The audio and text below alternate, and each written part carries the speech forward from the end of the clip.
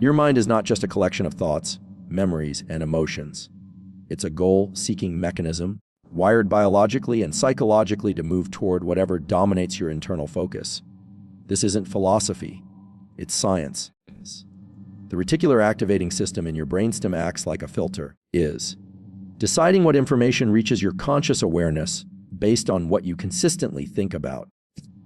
When you set a goal, especially a big one, and repeatedly visualize it, feel it, speak it, and act in alignment with it, you prime your nervous system to seek out the opportunities, connections, and actions that lead to its fulfillment.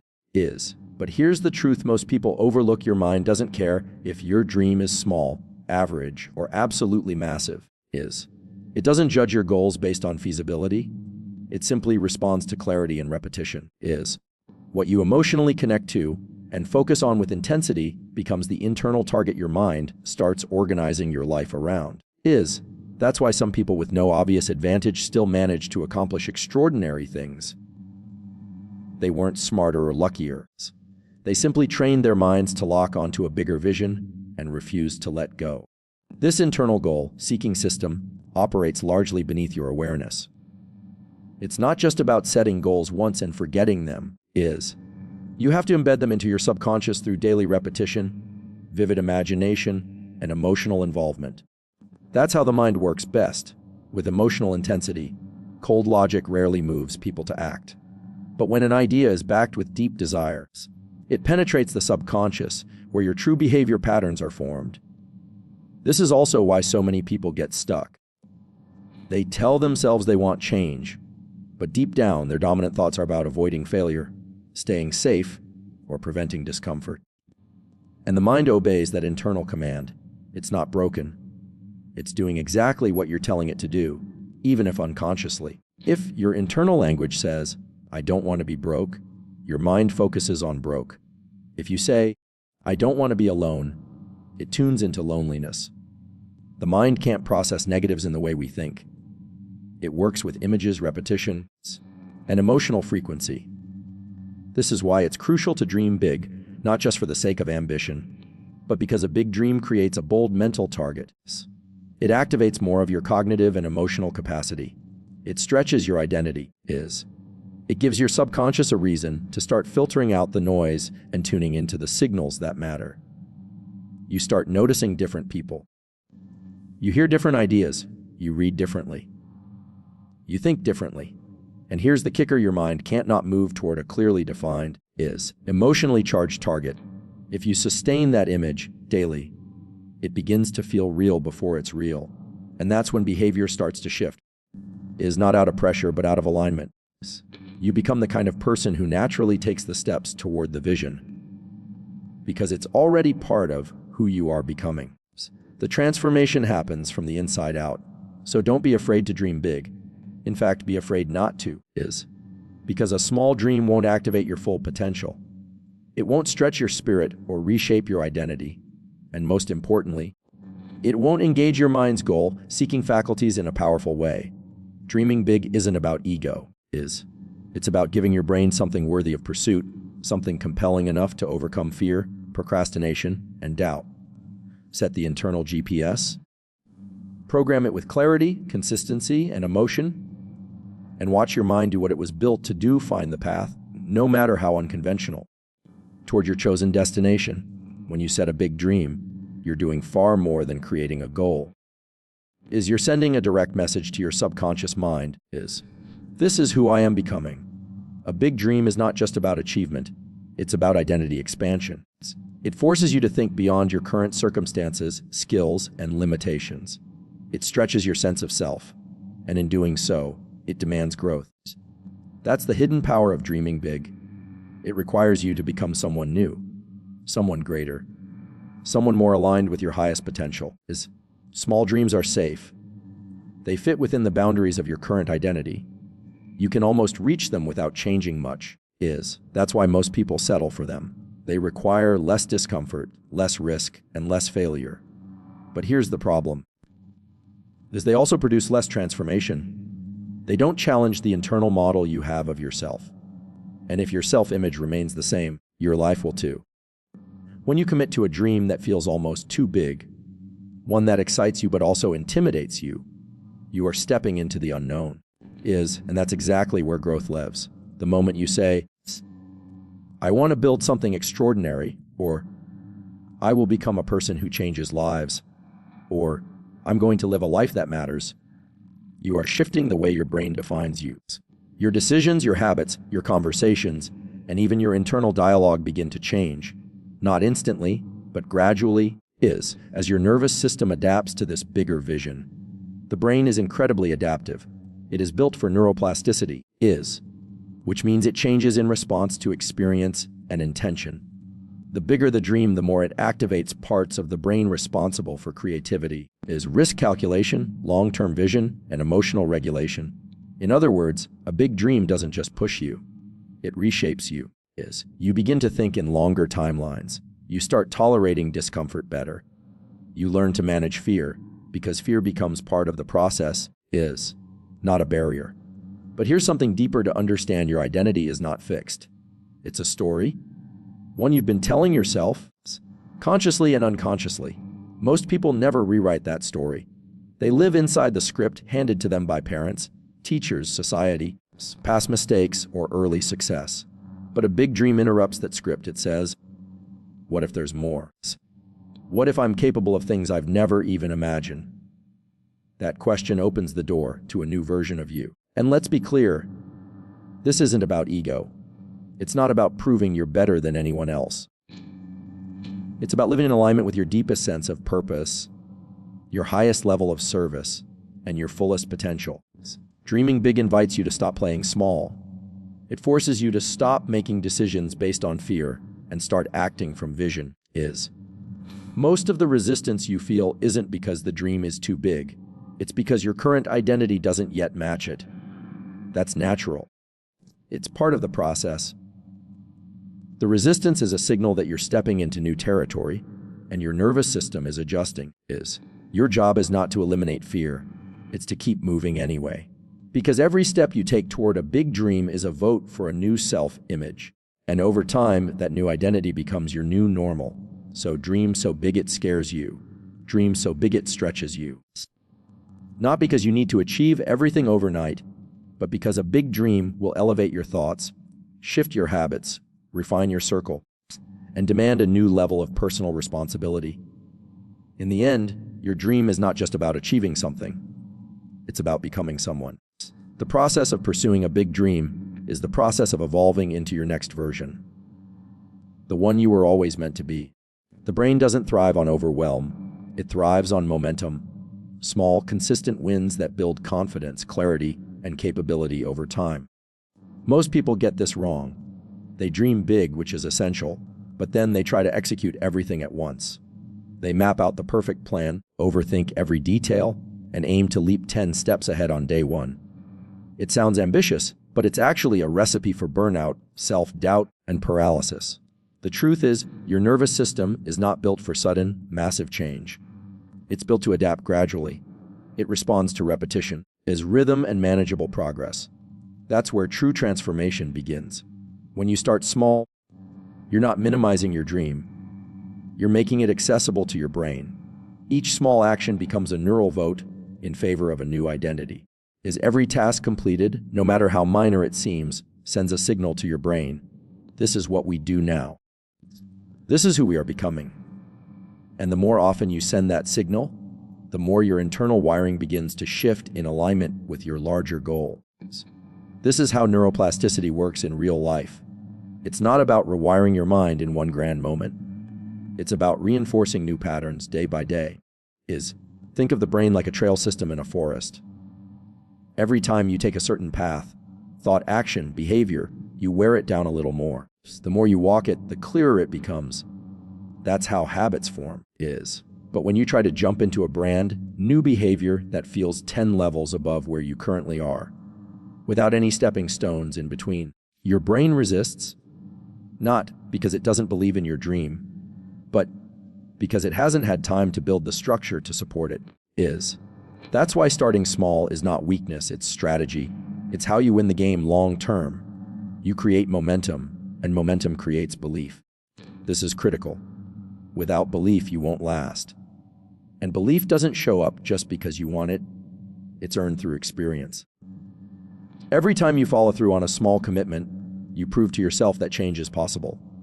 You build self-trust. That's the foundation of all sustainable success. Here's the magic of this approach.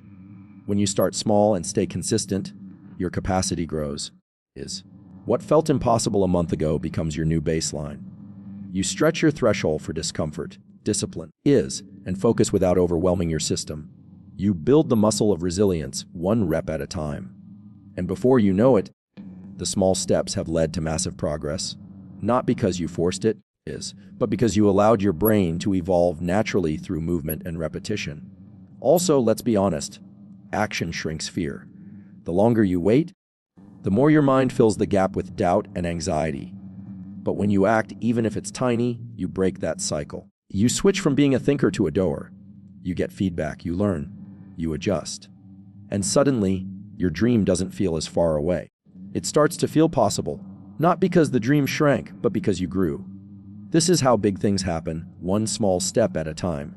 It's not sexy, it's not dramatic, but it's effective, it's powerful, and it's how every lasting transformation begins.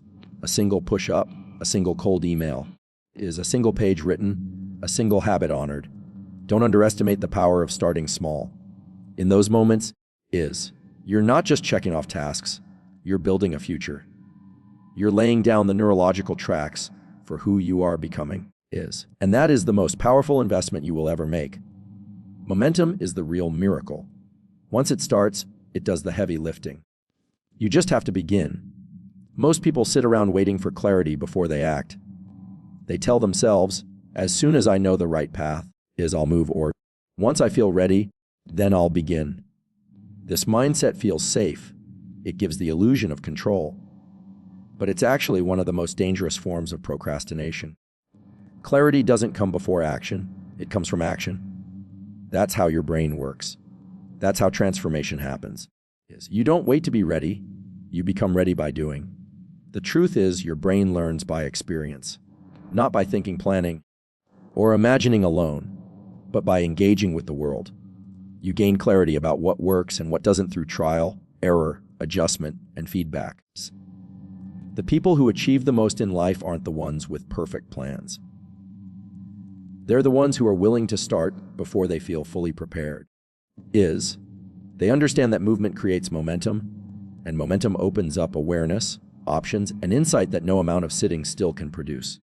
This doesn't mean you throw strategy out the window, but it does mean that waiting for a perfect strategy is a trap. Why? Because it keeps you stuck in your head, and nothing changes in your head alone. Change happens through your nervous system. It happens when your body and mind engage with your environment in real time. It's the conversation you have, the step you take, the email you send, the risk you lean into. Action exposes you to feedback, and feedback creates learning, which leads to growth, and ultimately clarity. Here's what most people don't realize: the fog doesn't lift before you move. The fog lifts as you move. The more you act, the more your internal compass sharpens. You start to distinguish between distractions and priorities. You recognize what energizes you and what drains you. You uncover strengths you didn't know you had. But none of that can happen while you're sitting on the sidelines, overthinking, doubting, or planning yourself into exhaustion. There's also a deep psychological reason why action leads to clarity: self-image. You can't think your way into a new self-image. You have to act your way into it. Every time you follow through on something, no matter how small, you reinforce a new belief about who you are. You shift from someone who wants change to someone who creates it. And once your identity starts to change, your internal vision becomes sharper. Suddenly, you're not just someone chasing a dream, you're someone who lives in alignment with it. It's also important to understand that mental resistance is a signal of growth, not a stop sign. When you feel uncertain, anxious, or unqualified, that's not a reason to back off. That's a reason to lean in. That's your brain adapting to a new level of challenge. If you only act when it feels easy, you'll never reach the next version of yourself. Growth demands a degree of uncertainty. Clarity isn't the starting line. It's the result of crossing through confusion, action, and learning. Every successful person you've ever admired started in uncertainty. They didn't know all the steps. They weren't completely confident, but they moved anyway. They trusted that action would show them the way. And it did. So if you're stuck, unsure, or feeling lost, don't wait for the perfect plan. Take the next imperfect step. Send the message. Sign up for the course. Wake up an hour earlier. Start the thing you've been postponing. Let action become your teacher. Because that's how you build clarity, not by waiting for it, but by chasing it down through deliberate movement. And as you act, not only will the path become clearer, but you will become clearer about who you are, what you're capable of, and where you're truly meant to go. Procrastination is often misunderstood.